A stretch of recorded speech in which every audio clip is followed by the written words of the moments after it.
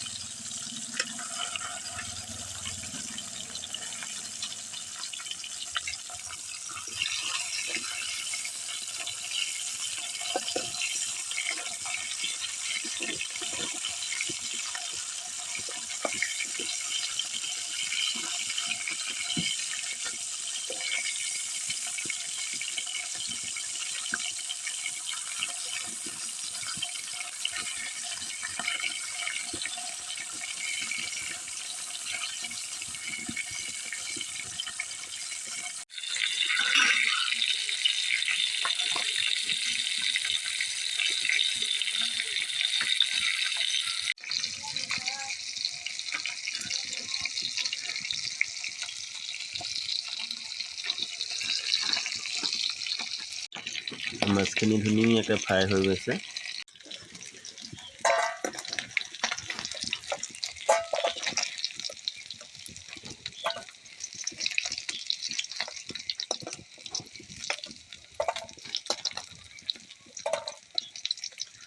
মাছখিনি কাঢ়ি ল'লোঁ।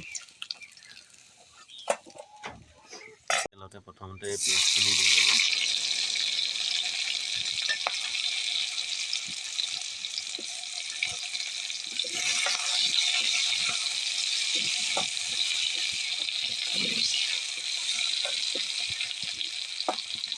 নহৰু আদাখিনিও দি ল'লোঁ।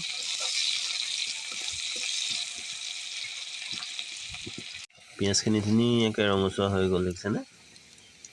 এতিয়া বাকী আলু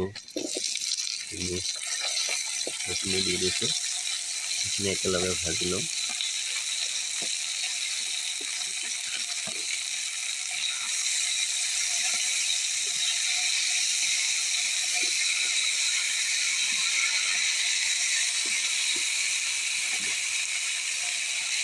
নিমখ হালধিখিনি আপোনালোকৰ জোখত দি ল'ব।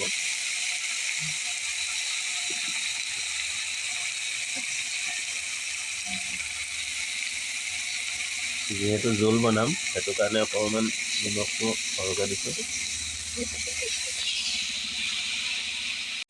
এয়া আলুখিনি সিজিছে ধুনীয়াকৈ। এতিয়া বিলাহীখিনি দি দিম।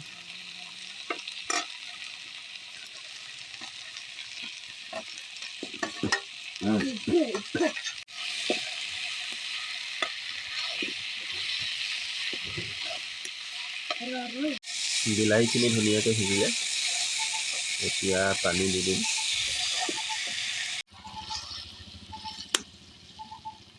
ধুনীয়াকৈ উতলিলে, এতিয়া দেখিছেনে?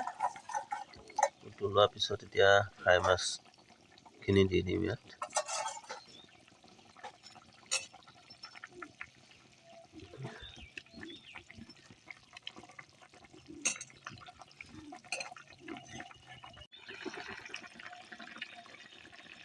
আজিৰ ভিডিঅ'টো ইমানেই।